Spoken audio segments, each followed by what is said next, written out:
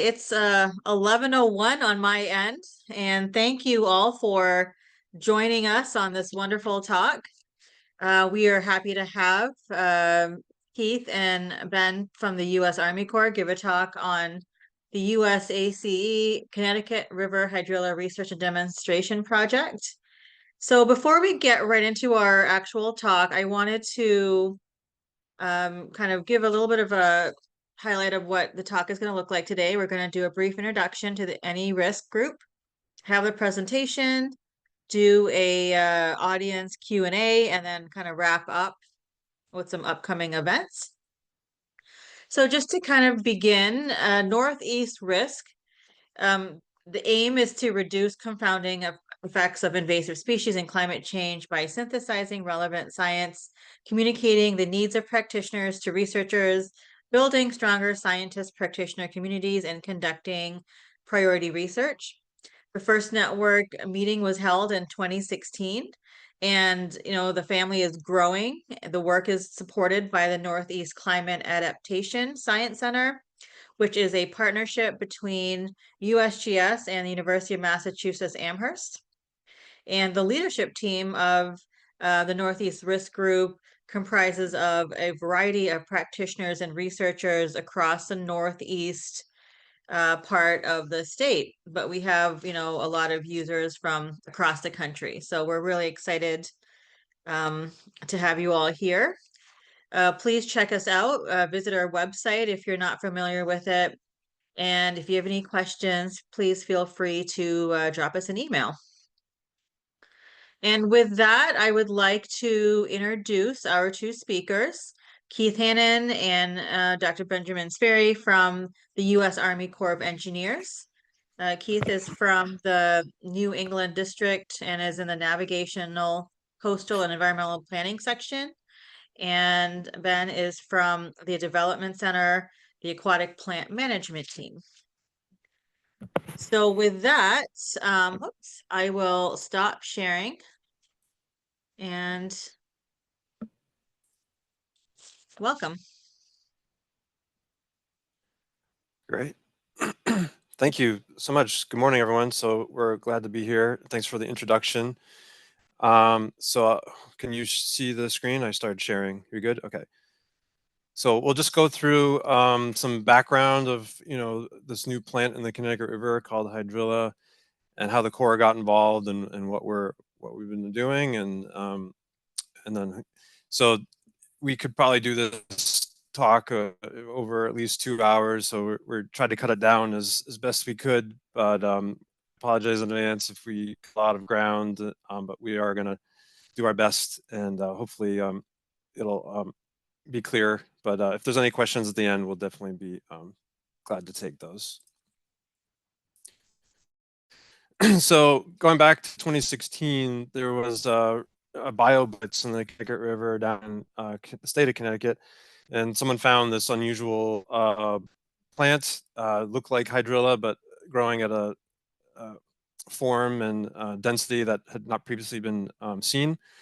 So that got folks who are interested in those sort of things attention, and that was really the beginning of this story. So, but we'll build off of that story here. So these are a lot of the primary project partners. Ben and I are listed on the left with the Corps, but we're working very closely with the Lower Connecticut River Valley Council of Governments, Margot Burns, the Connecticut Ag Experiment Station, and they created a new Office of Aquatic Invasive Species, primarily in response to this Hydrilla appearance in Connecticut. Then also we are starting to work with Mass DCR, as we'll show you. The plant is in southern Massachusetts in the Connecticut River. These are some of the other primary stakeholders that are larger that we've coordinated with.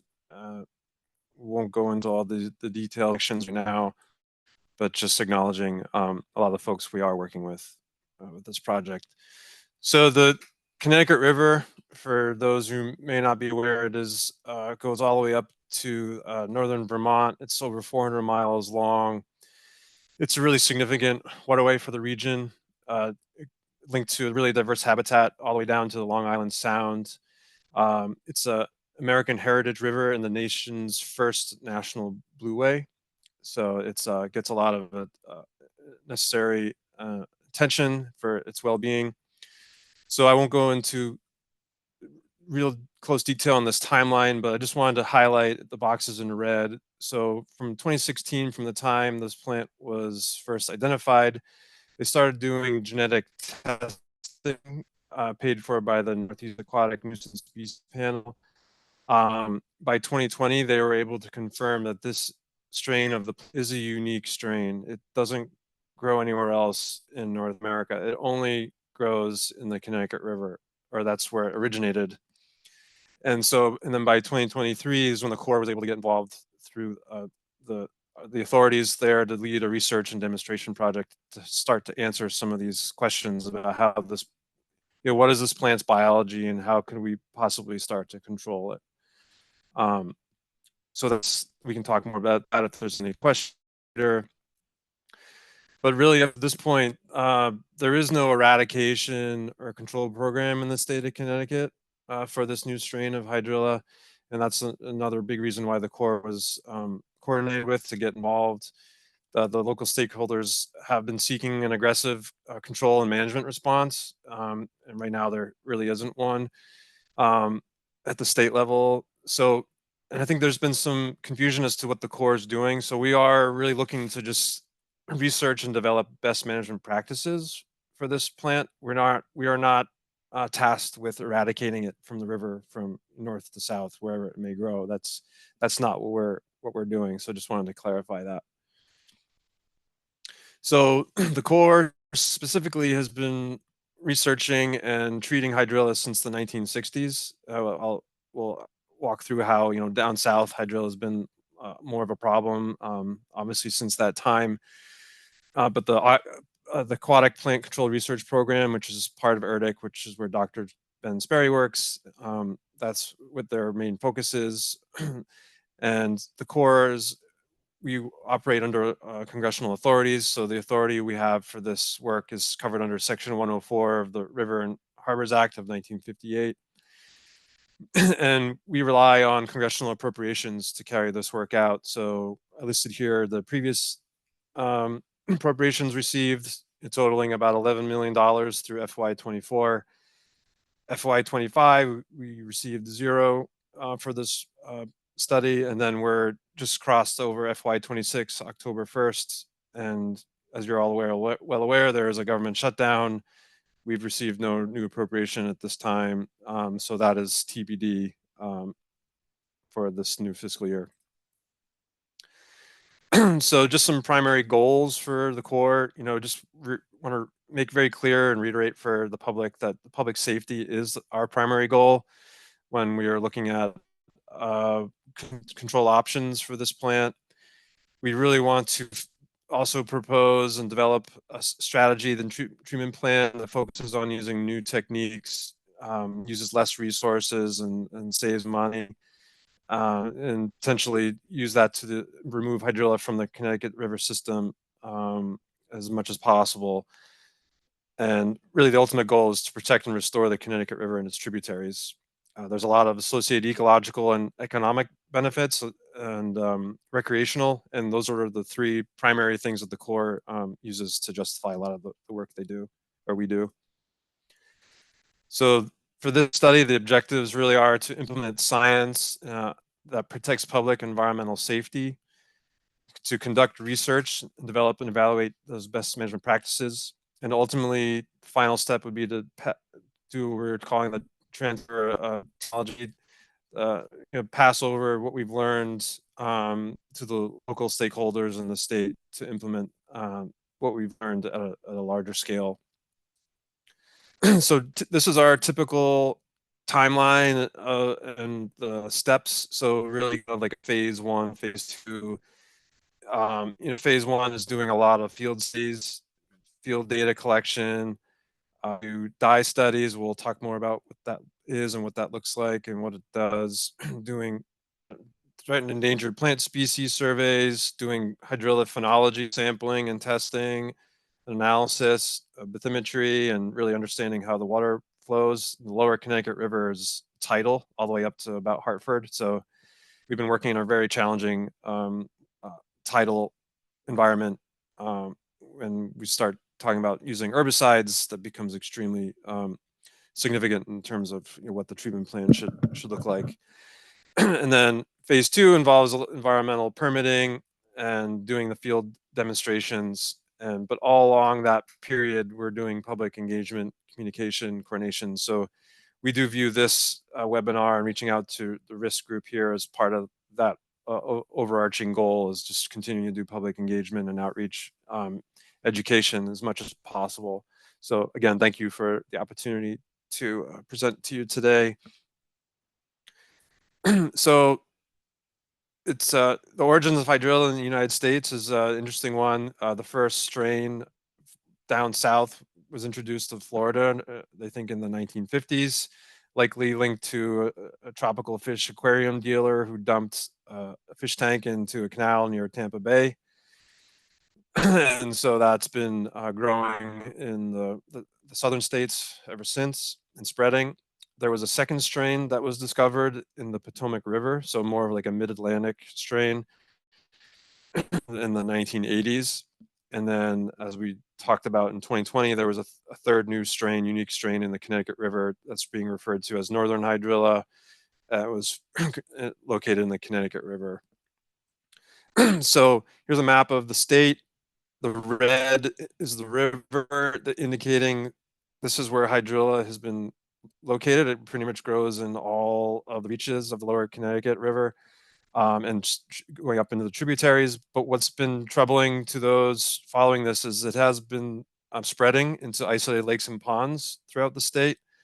And so you can just see from 2023, it grew from 6 isolated lakes confirmed sightings to last year was in 4 more, so we're up to 10, and then the last summer it got up to 11.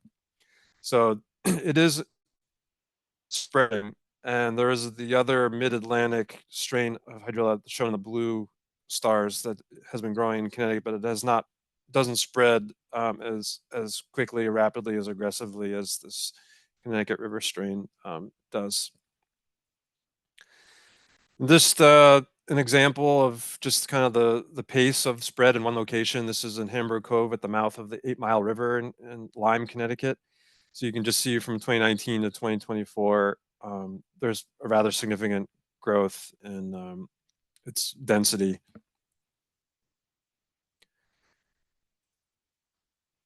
So this map is showing those different strains, excuse me. So the monoecious strain, the more mid-Atlantic strain is shown in green. The dioecious, more southern strain is in orange, and then the Connecticut strain's all by itself right here, circled in red. But just kind of, this is a good map to just show how most of North America is considered suitable habitat, especially with changing climates in the future, support the growth of hydrilla. So knowing how to control it and manage it as best as possible is really something in everyone's best interest who are studying these things. So comparing some of the differences between strains, the big one between the monoecious and dioecious is they have this what looks like a typical tuber shown in this diagram, but the northern hydrilla does not have a typical tuber. We have photos of what it does have, and we'll get into that shortly. So this is actually just now. So this is a photo of the subterranean tuber. Like it looks a little different. It almost looks like paddles. But these 6 pictures are photos of the reproductive elements of the northern hydrilla. So this is a bottom left is a turion. Those grow off the plant, the stem of the plant, and they break off right about now, this time of year, and those fall to the sediment, and that will sprout a new plant. Any fragment will also sprout a new plant. So you can see this root growing off of this node here. And then these are some of the flowers that form, but luckily those are not really being used to reproduce at this time that we're aware of. But this is more of a southern strain of the hydrilla, some of the other reproductive elements that grow on those that are not present on the Connecticut strain. But so we were talking before the webinar started. So Hydrilla is referred to commonly as the perfect weed. It's extremely aggressive in how it can grow. It tolerates a wide range of water conditions. It reproduces very easily, spreads by multiple methods, and is very difficult to control. That isn't entirely unique to a lot of aquatic invasives, but one of the things that makes Hydrilla unique is that it will grow in over 25 feet of water and building a wall column, which is the surface, it'll start growing laterally. So the amount of biomass in the water is can get pretty astounding. Um, but it is really well adapted to grow in low light conditions and low CO2 conditions as well. So it has a competitive edge over even other invasive aquatic plants. So the name Hydrilla is significant because it's linked to just the Greek mythology. You know, the Hydra's ability, once you cut its head, it just resprouts new heads. And so that's really what you see with Hydrilla. It just keeps growing. And so in a lab setting, the University of Florida Center of Aquatic and Invasive Plants studied the growth rate of Hydrilla. They were able to demonstrate, and this is not the Connecticut River strain, which might even grow faster than this, but you know, it can grow to 3 inches a day, and by 5 weeks, it can be 16 feet tall. But then, you know, it keeps growing from there. But what makes Hydrilla so challenging is that it branches. So, you know, this is mapping the branching number of branches over time. So every branch forms a new branch, and that forms a new branch, and all of those grow at 3 inches a day. So that's how it gets so much biomass into the system in a really short period of time, just comparing that to a native, the pondweed in comparison. So it's really significant. So this is a drone shot of the Matabas River in Middletown, Connecticut. And this green area, I'm showing with my cursor here, it looks kind of like a mud flat, but this is actually all hydrilla filling in this waterway. And so the open water channel is likely just kept open by boats passing through and chopping it up. But this was before any interventions had occurred with the Corps. This was what some of these rivers were looking like. And by 2016, Mattabesset did not look like that. So in between that period, it really just took over. And this is another area in Lyme, Selden Cove.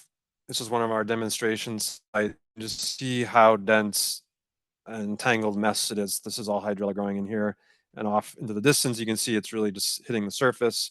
But what is I want to show you is we do have a video of what it does look like underwater.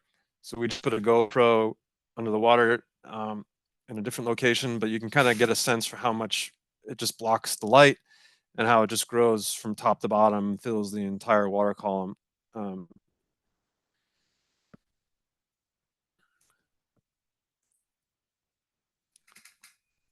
So this really is just one large monoculture stand shown in this video.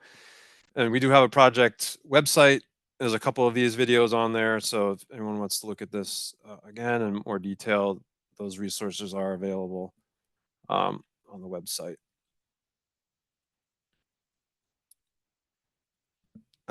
So I was in this boat when we took this video, and the hydrilla is so thick here, we were not able to use the app.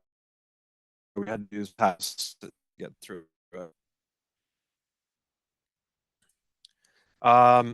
So within the river, the northern extent is in Agawam, Mass, right next to Six Flags. So this is all hydrilla here at the surface, and the river are starting to work closely with Mass DCR in partnership with this project this year. So I did mention all the impacts that the Corps really uses to drive their work. So just touching on that again, there are impacts to recreation, the economy, and ecological. And we talked a little bit about that, but monoculture stands are a real concern, wipes out biodiversity. There is studies linked to hydrilla specifically with increased risk of cyanobacteria forming. So there was a study, we have a slide for that at the end if anyone wants to see it, but it does link the death of bald eagles in this one area to hydrilla because of just the increase of cyanobacteria that was accumulating in the water that those birds were fishing in. So for the CORES project in 2024, we selected 5 demonstration sites. We expanded that to 12 last year, plus 1 in Massachusetts. So we had to go through the permitting process for that, and that's still ongoing. But this is where the sites are located on this map, just to see Hey the Keith, spread of the location. we're Yeah. we're still stuck on the video slide. Hmm. Sorry about that. It says I'm still sharing. Reshare. There you go. See if that works.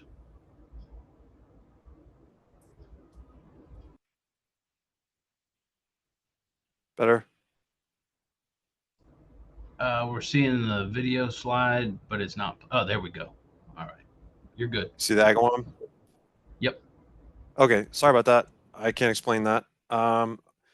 So yeah, I was just saying how the northern extent in the river is at Agawam. So this is the slide I intended for you to see. But and again, the recreation, economic, ecological impacts. And then this was the map of the Corps' demonstration sites spread out through lower Connecticut. And so that's the spread of where we were working in 2024 and expanding through 2025 and beyond.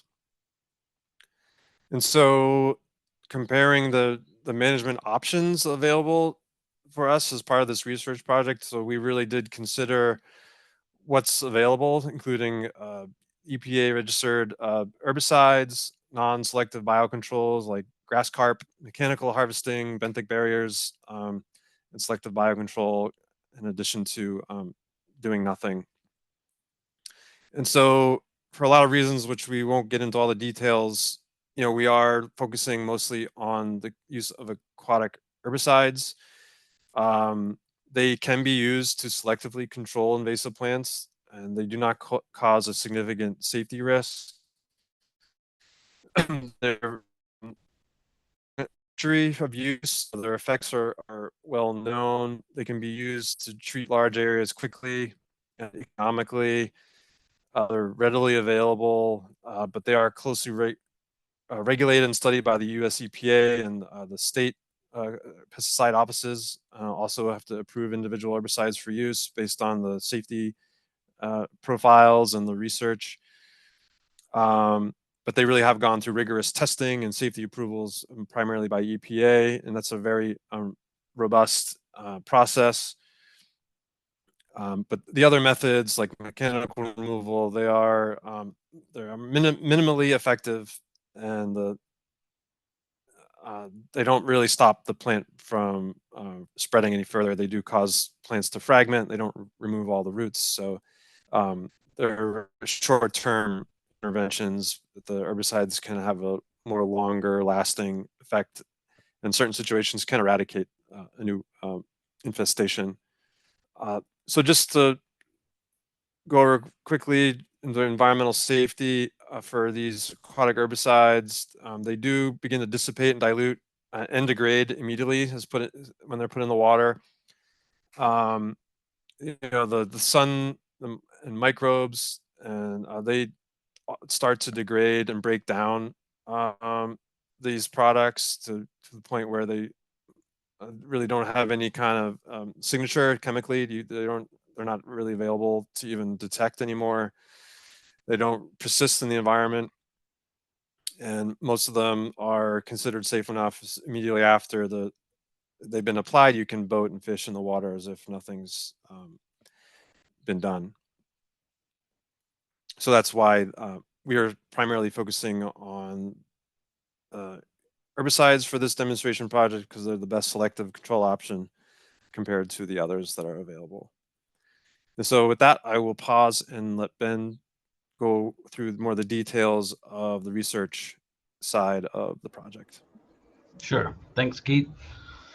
So as Keith introduced me, I'm the technical lead on the research side of the project, and essentially Keith plays the role of operations in the local district. I'm part of a more national research team that solely focuses on aquatic plant management. So just a little background here of what my team does is focus on new issues or challenges such as this new hydrilla in the Connecticut River all across the nation.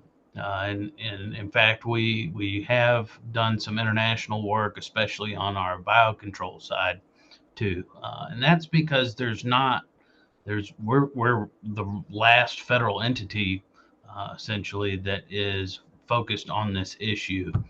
Used to be that we had a lot of federal agencies with researchers in this discipline, but unfortunately those programs were discontinued.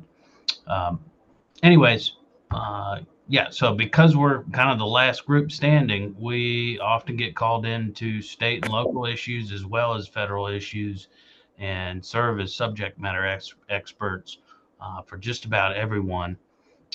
We also collaborate with a lot of universities and research groups, both public and private.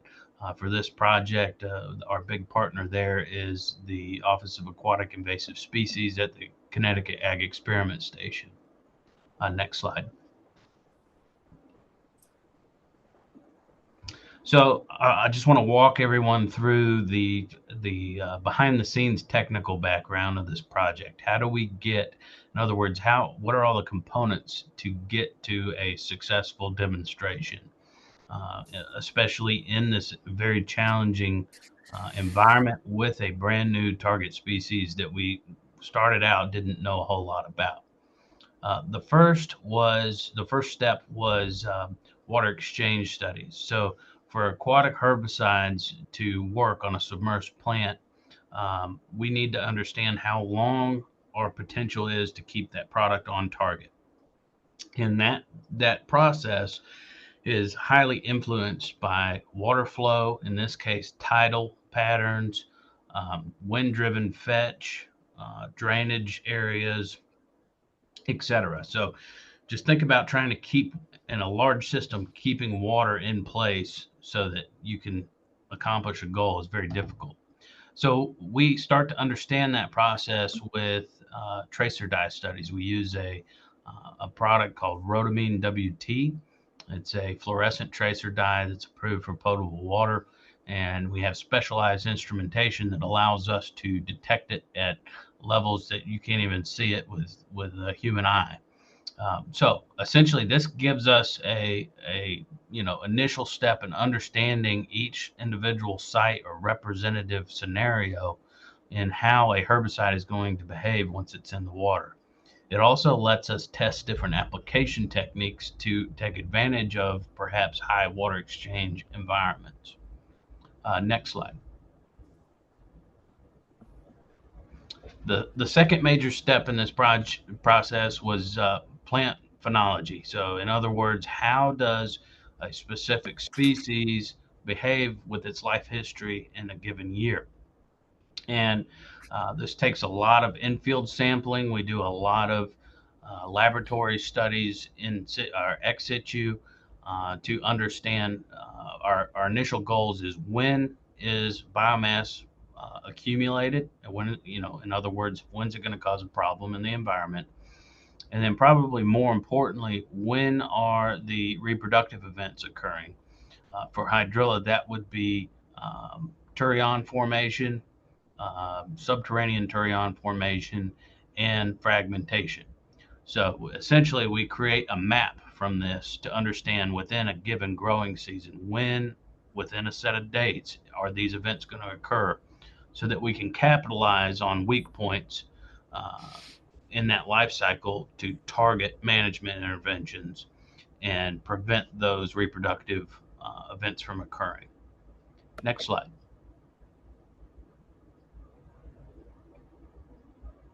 So just a little bit of a snapshot of that phenology data here.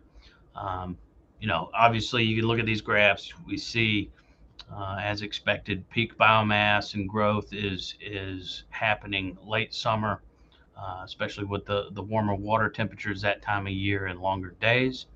And then as you shift into fall, actually it's the equinox when we have 12-hour nights that causes this plant to shift into reproduction mode. That occurs September 15th in the fall, and that's when we start to see turions and tubers being formed. One alarming finding from this work is the sheer amount of turions and tubers being formed by this plant. So I have them underlined and bolded here, but you're looking at, in some of our best growing condition sites, 1,700 turions per meter squared. That's a very small area, plus up to 372 tubers per meter squared. So looking at over 2,000 potential propagules for potential new plants in the out years. Now, we don't really understand yet how long those persist, but if you think of that as a seed bank, this hydrilla going unmanaged is going to continue depositing propagules for years to come. And then also on the right, we have the pictures of these uncharacteristic hydrilla turions, both subterranean and axillary, that Keith pointed out. They're just, we keep calling them funky looking because they don't match with anything else that we've observed in the past. Next slide. All right, so our third pillar in this research process is actually mesocosm work or laboratory work, conducting herbicide assays. And what we're doing at this stage is scaling up potential treatments using these herbicides for field readiness. We want to know at these small scales, is a product going to work, and is it going to be selective towards native plants before we go just try it out in the field. So there's a lot of background homework and testing going on before we get to that field scale, because and our team calls it field verification studies. So if we go to the field, that means we've done our homework and we're not guessing at that point. It's a verification of what we've seen at smaller scales. Very important. Next slide. So why that's important. The way you get herbicides to work on submerged plants is not anywhere near the same as a terrestrial plant. So we are bathing these plants in water that is treated with a herbicide at a certain concentration, and that concentration doesn't stay static. Depending on your water exchange, remember our experimental process step 1 with the dye studies, we know that we can get the concentration there, but we don't know how long, without the dye studies, how long we need to keep it there to control it. This particular relationship, which we call CET, or concentration exposure time relationships, is unique to every single herbicide and every single plant species. So as you can imagine, we have to do a lot of testing and catalog every individual species and product combination.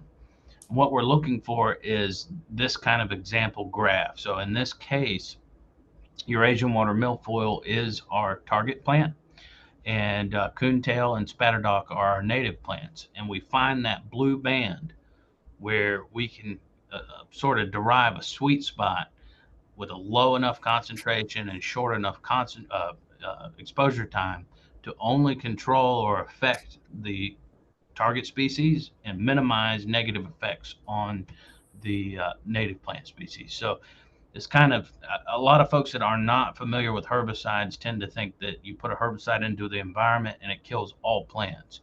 That's not the case because we do this step in the process. Next slide.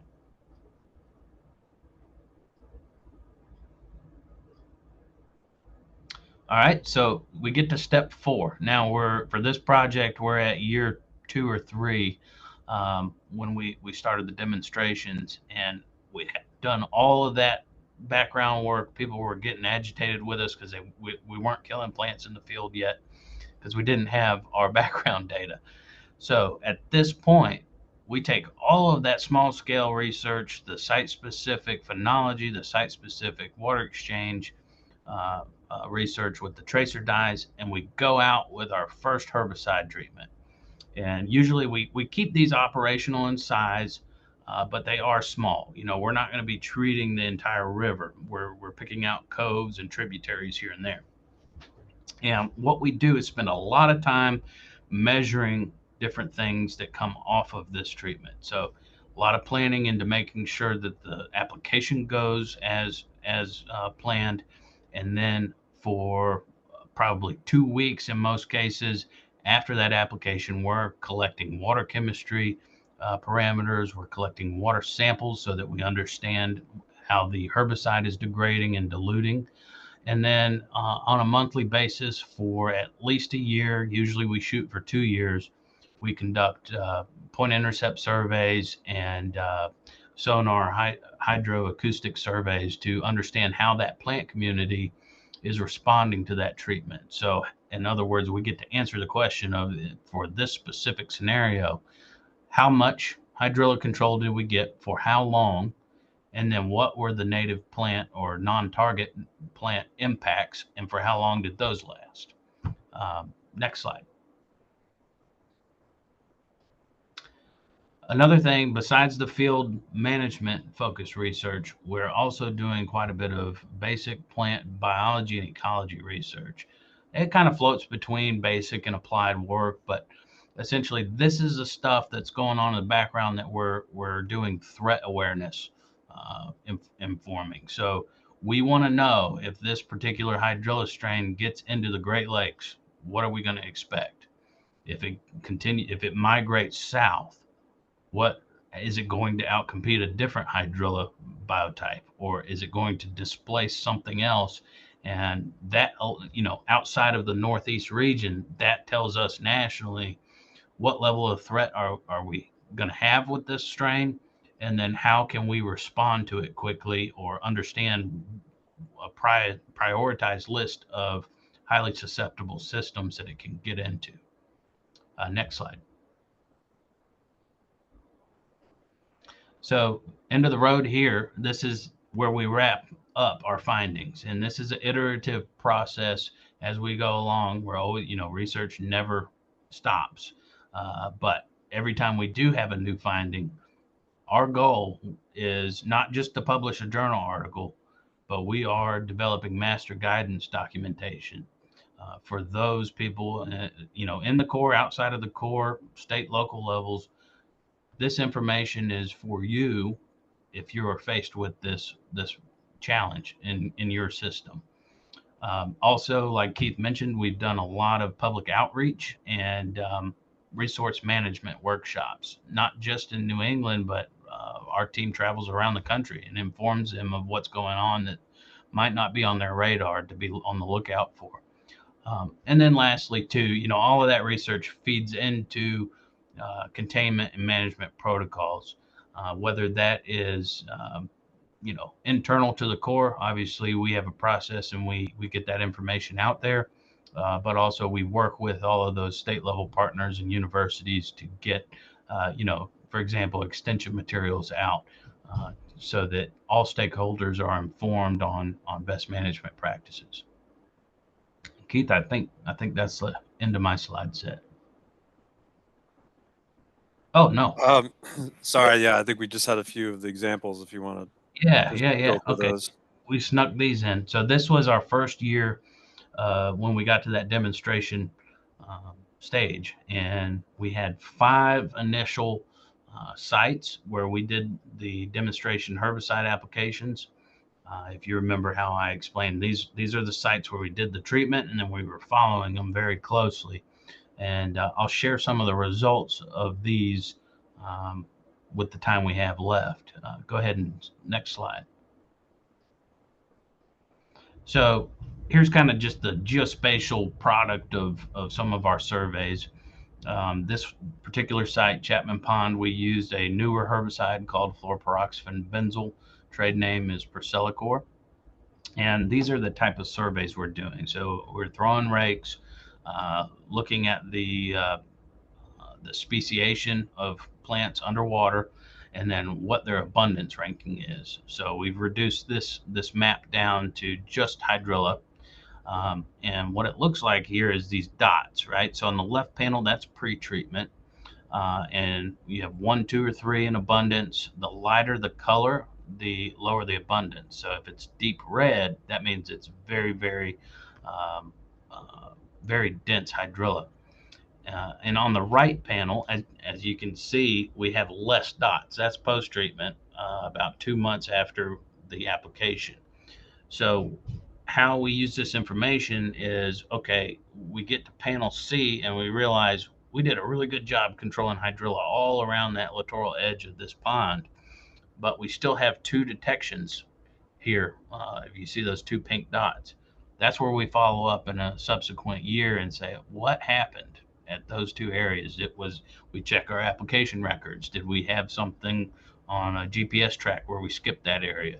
Was there an inflow, or was there some novel water exchange process going on there that kept us from meeting that concentration exposure time requirement?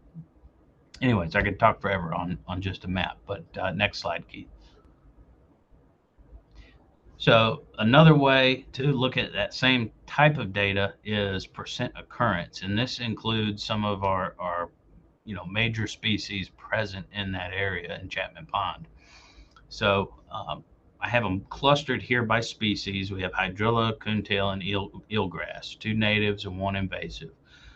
Each bar represents a different month's survey, and we have both herbicide effects in this, as well as the seasonal phenology or senescence when we move into late fall and winter. So as you can see, starting with hydrilla, we're up above 60% occurrence of that entire Chapman Pond area, and drop it below 5% occurrence just from within a month from a single herbicide application. Now, hydrilla tries to come back in October. Winter gets onto it, it goes down to 0, and then we get back up to June, and it's starting to come back. That doesn't mean that the herbicide treatment failed, but if you remember us talking about those axillary and subterranean turions, those are what make this plant so hard to control, because what we did was remove all of the biomass in this particular site, and then the following spring those propagules are reinfesting this site. Also, in terms of selectivity, as you can see here, coontail, we went from a little over 70% occurrence to nearly 20%. So got some injury on that, but we continue to follow it and understand if this is a scenario where Priscillicor is going to be used in the future and you really want coontail, you need to be ready to accept some injury to that species. Versus eelgrass, extremely tolerant to this herbicide. Saw no difference after treatment, and obviously we have the natural senescence in the wintertime and came back beautifully in June. Next slide. Chester Boat Basin, another small site. We used 2 more non-selective products in combination, endothol and diquat. Had a little bit more diversity in this spot, believe it or not, even though it's a marina. And as you can see, got really good hydrilla control there on the left side. Started coming back that following spring, and we actually treated this one again this year. So in this case, we'll be able to see what 2 subsequent years of management look like on that population over time. And as you can see with these other species, not that you want kabamba anywhere, but the pickerelweed, wild rice, eelgrass, really no effect of the herbicide treatment. And that's really important for us to track so that we can keep developing these selective management techniques. Next slide. Keeney Cove, another large fluoroperoxifin benzyl treatment. This was actually one of the first sightings of it in the site. Was one of the first places they found this hydrilla. Got really good control of the hydrilla. But the other cool thing about doing this field research is we find things that inform new research directions or things that we need to go back to the lab and reevaluate. And in this case, it was water chestnut, also a huge issue in the Northeast. We didn't know that we were going to get water chestnut control with this product. So we kind of got some bonus invasive control with this treatment, and has informed our team to do some more digging into that CET relationship with the species and product. And again, with the coontail, we got some unanticipated injury there that we're going to have to look into ways to alleviate in the future. But that corroborates with the Chapman Pond treatment. Next slide.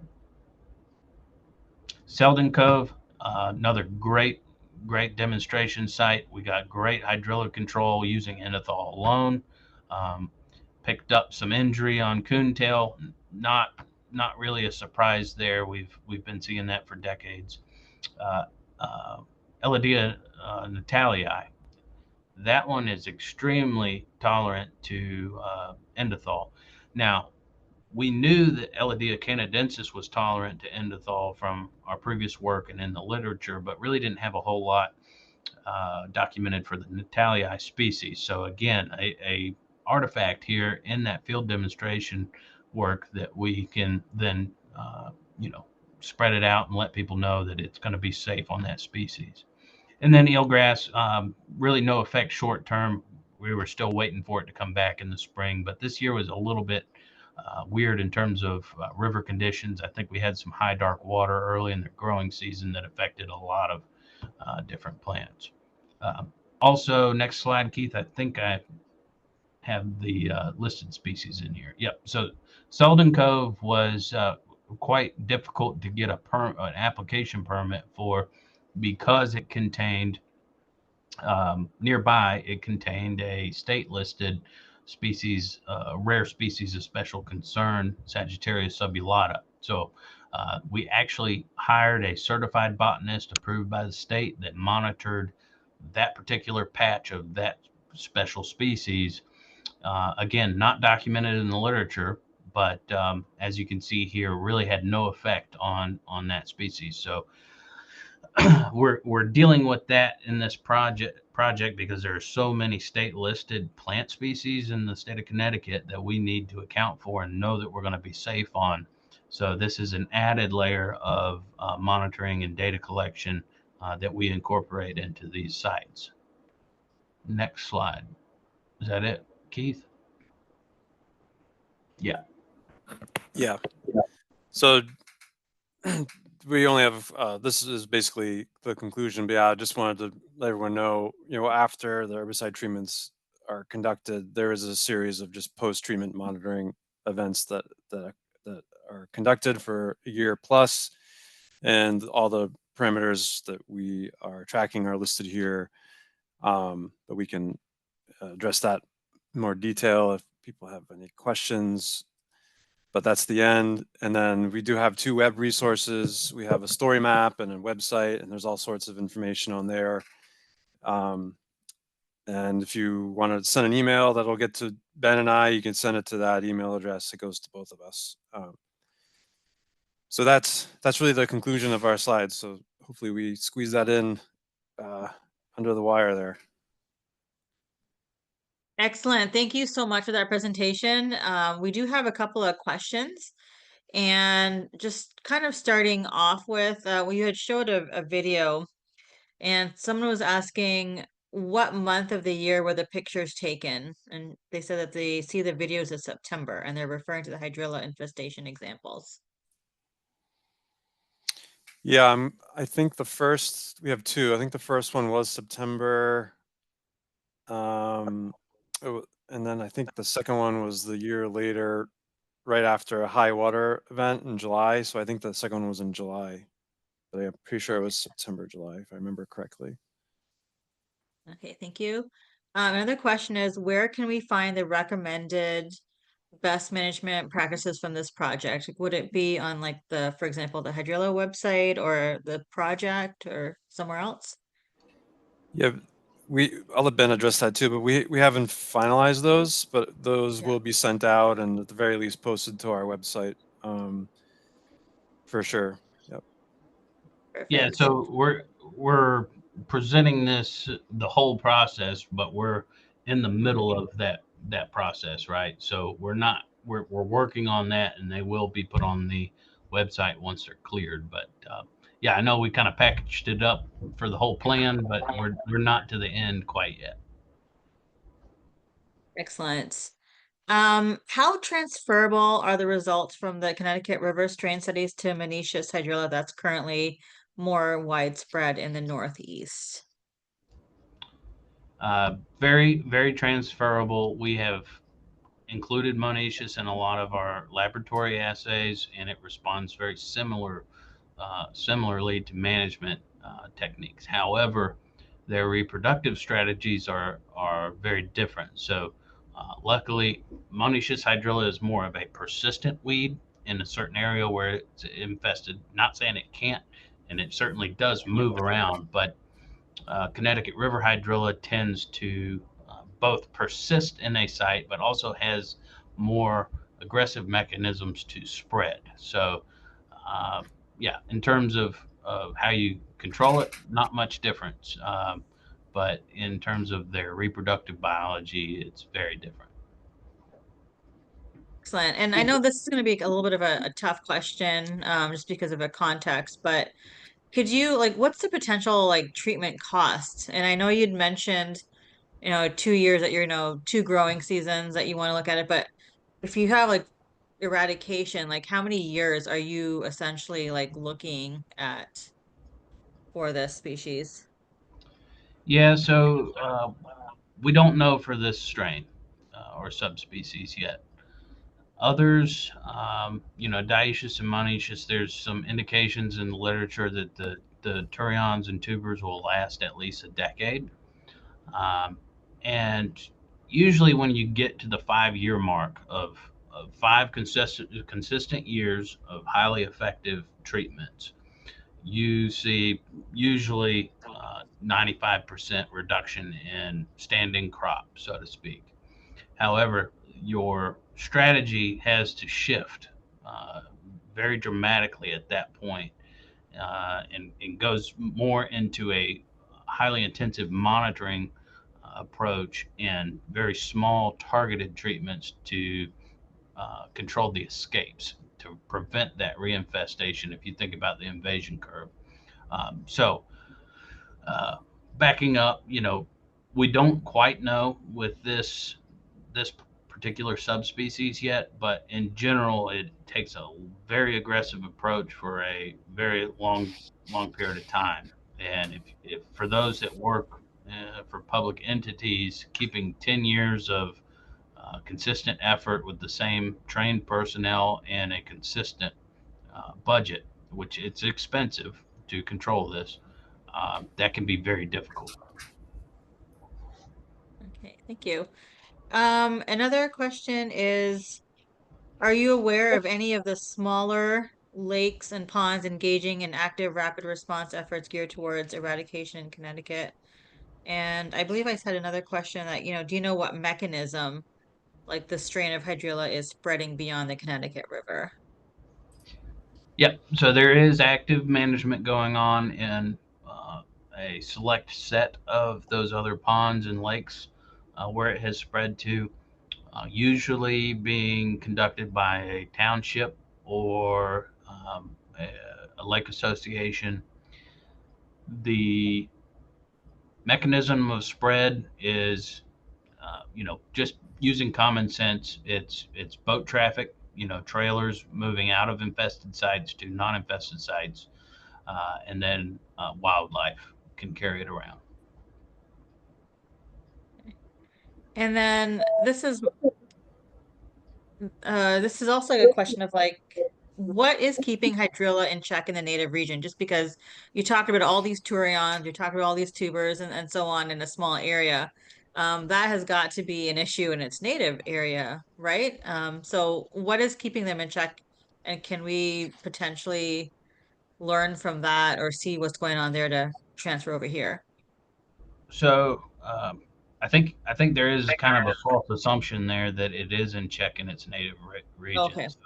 It can be a nuisance species in its native range. However, it's adapted to alluvial river deltas in Southeast Asia. So those are very dynamic systems that can go very quickly from flood to drought conditions, hence why it has these subterranean turions that can stay alive in the muck and withstand some desiccation. And when the hydrilla gets over to the U.S. or other parts of the world, because we have re-engineered so many of our freshwater systems to become more stable, it's not really kept in check by that dynamic water elevation change throughout a given year. Now, there are some insects and herbivorous fish in the native region that will feed on it, but it doesn't necessarily behave like some of our, what you think of as a native submerged plant that stays in check in the U.S. Okay. No, I thank you for that. I definitely appreciate, we do, a lot of us do have the assumption that, oh, something is keeping it in check and it's native. So that's a good point, I think, to make. I don't think I see any more questions. Thank you so much for, the wonderful presentation. And I just wanted to share a slide. So if I could Oh, yep. have you I'll stop. share. Yeah, Yep. perfect. All right.